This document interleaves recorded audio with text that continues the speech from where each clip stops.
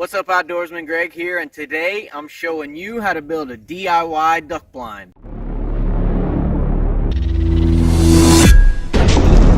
Me and my brother have been duck hunting, and what we found is we really needed a blind. So we wanted a cheap, easy to build solution that we could just throw together in the backyard and still trailer the boat, ride with it down the river, and still have the blind ready whenever we want it. So this is what we came up with, and now we'll show you exactly how we built it.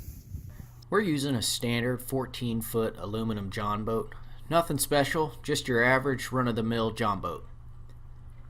This is some of the material that you're going to need. Some camo, some paint, some elbows or 90-degree angles. You're going to need some stainless steel hardware, some zip ties. We also used cotter pins, C-clamps, and some rubber gear ties to hold everything together. We also needed 3/4 and 1/2 inch conduit as well as 3/4 inch PVC. We started off with the boat with nothing to it.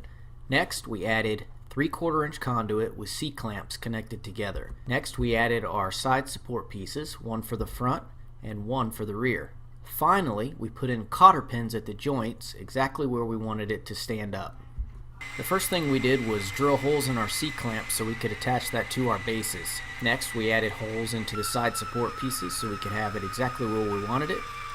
We attached the C-clamps and the 3/4 inch conduit to the gunnels of the boat to make a strong support. We chose the C-clamp method so we could take the blind on and off the boat. We measured our side pieces and cut them to length. Didn't even lose a finger. That's fun, huh? It's a good day. We attached the side supports to the bases with the stainless steel screws, and we added a washer in between to make sure we could raise them up and down and nothing ever got binded up. Here you can see a finished side support connected to the base. The side support runs the entire length of the boat. You slide the PVC over the long piece and it allows you to raise the camo cloth up and down easily.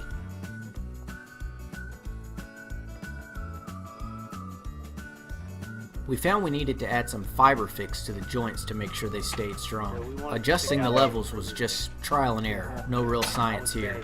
Once we had the front support where we wanted it to go, we added the back support, and once everything was perfect, we dropped in the cotter pins. You guys need to tell some jokes or something. Hey, bring the wood over here. Yeah, right?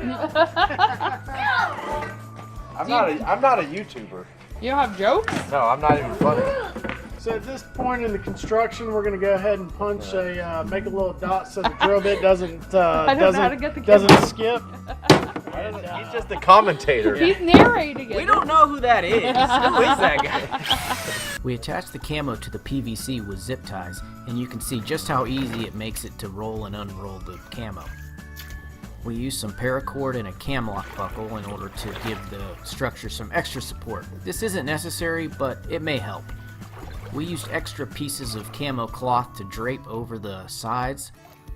There's probably a better way to do this, but it was a quick and dirty solution for our needs. As you can see, it looks pretty good once it's all set up. Here you can see the insides. There's plenty of room to move around and nothing gets in the way. The blind folds down for easy transport on and off the river, and it's a cinch to do.